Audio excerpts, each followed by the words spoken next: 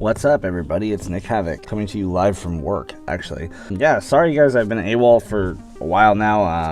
I got a new job and things have just been hectic with the family. But finally, today's it's Valentine's Day. Depending when you watch this, it's probably not Valentine's Day anymore. Starting today, I'm gonna try to start posting content. I know that's been like a broken record for like my last 5 YouTube videos. This is what you guys have been asking for. Every time I stream a little bit, you know, everybody, all the regulars jump in there like, when are you gonna play CB again? When are you gonna, you know, start doing CB stuff? So here you go, finally. Counter-Blox content, finally. And today I thought, since I'm coming back, I would try to tackle like the question I get asked the most, which is how do I get better at Counter-Blox? Well, there's 1,000 different ways you can get better for any game. It doesn't matter if it's an FPS, a third-person shooter, World of Warcraft, what have you. If you're trying to get better at a game, it's practice, practice, practice. And that's just with anything, with sports, with life in general. If you don't practice to get better at it, you're not going to. And then maybe I should put a disclaimer here. Anyway, without further ado, you guys have been waiting long enough for Counter-Blox content, so let's just jump into it. Now, I feel like this one should go without saying, but I'm going to put it out there just in case, and that's warm up. For me, that is generally deathmatching. When I was playing Counter-Strike professionally, I would deathmatch for almost an hour to 2 hours, just early on in the day, waking up my wrist and my muscle memory and getting everything situated, ready to go. Obviously, when it comes to playing Counter-Blox and whatnot, I would say just jump in for like a round of deathmatch. Maybe one full round of deathmatch will wake up your wrist, it'll wake up your muscle memory and get you ready, comfortable with your sensitivity hopefully, and you'll be ready to go when you do decide to go play unranked comp or matchmaking. It's just, you don't see professional athletes jump on the field without stretching, and I don't think you should jump into the game without warming up. The next tip is one I actually struggled with for a long time when I was playing CS, and that is just not changing your settings. Once you find something that's comfortable and you're kind of dialed in, if the next day you get on and something doesn't feel right, that doesn't necessarily mean something's wrong. It just means your muscles haven't warmed up. And like I said, if you haven't followed tip number 1, you're probably feeling that way just because you haven't warmed up. If I could just say one thing, just find some settings that are comfortable for you, and once you've got them dialed in, leave them. Don't change them. It will become a hassle. You will start to go through a cycle of trying to change everything to make it feel how it felt that one day. And 9 times out of 10, you're going to end up with what you were playing on anyway, and you just have wasted a ton of time.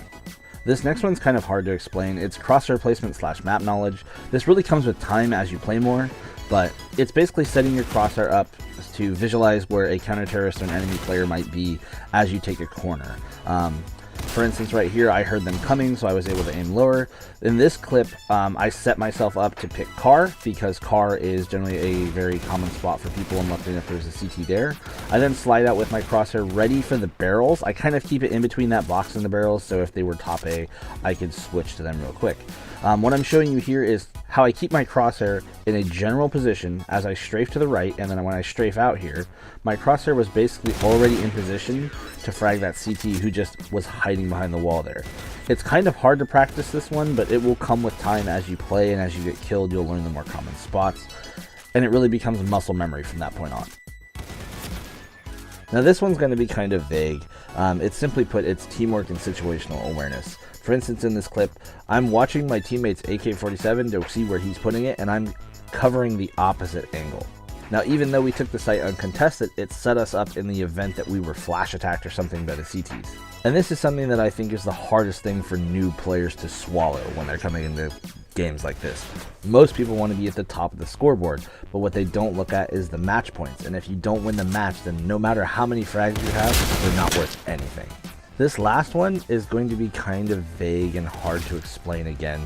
It's take time to self-analyze. And what I mean by that is when you die in a round or when you die in a game, figure out why.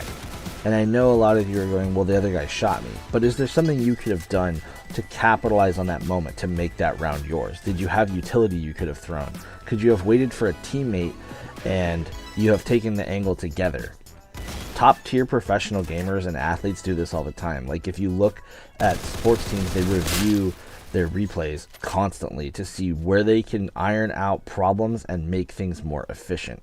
I used to do this all the time in my stream, is when I would die, I would try to self-analyze what I could have done to capitalize in that moment. So then the next time, I'll know what to do to make that moment mine. Now this clip is kind of one where I self-analyzed and adapted my playstyle. For instance, the terrorists had been attacking mid. They'd been slowly picking us off mid. If we had been sitting back, they were doing like flash attacks coming out late round. I decided, since I had the front spawn, I was going to buy a Colt, and I was going to get really aggro up on mid and see if I can't get an early pick and fall back. And I'll let the round flush out so you can kind of see how that took place.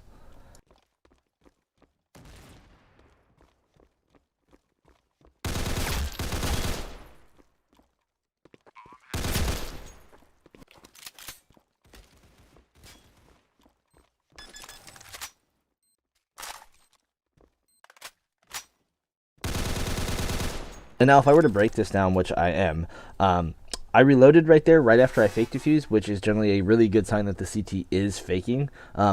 Especially since I just mowed down a bunch of his teammates. He might have thought I was actually really low on ammo and freaking out. I needed to reload. And then B, I strafed out completely and left myself completely open to heaven. If he had just been posted for the headshot angle, he would have killed me because my crosshair placement was atrocious right there. And those are things that you can still pick up on even when you win a round. Even when you win a game, there's always something to learn, and you should always, absolutely always be self-analyzing.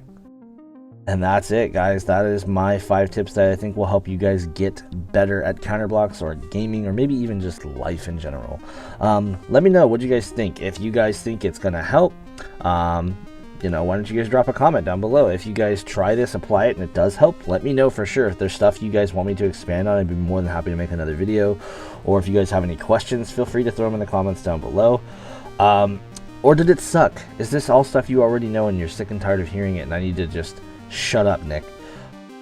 Anyway, guys, I hope you guys enjoyed the video at least. I had a lot of fun making it, just running around fragging again. I missed it. I really did. I love playing the game. I'm really looking forward to trading coming back up because we hit 1,200 followers, so I have a knife or 2 to give away. And then I'm also going to set up to give away my my toxic gloves and my jade caramit. It's going to be a double green or a triple green threat giveaway. I think that's going to be for when I hit my next sub goal. Probably when we hit 20 subs or something like that. I'm going to do that and a mean green AK. So you'll have 3 items that'll be very, very green. But yeah, guys, I'm going to take off. I got some drivers coming in. I got some stuff I got to do here, and I actually do my job. I hope you guys enjoyed the video. Let me know if you guys haven't yet. Hit that sub button, hit that bell so you can know when I post content. I'll post links down below to my social media and to my Twitch. Thank you guys. I hope you enjoyed it, and I'll see you guys next time.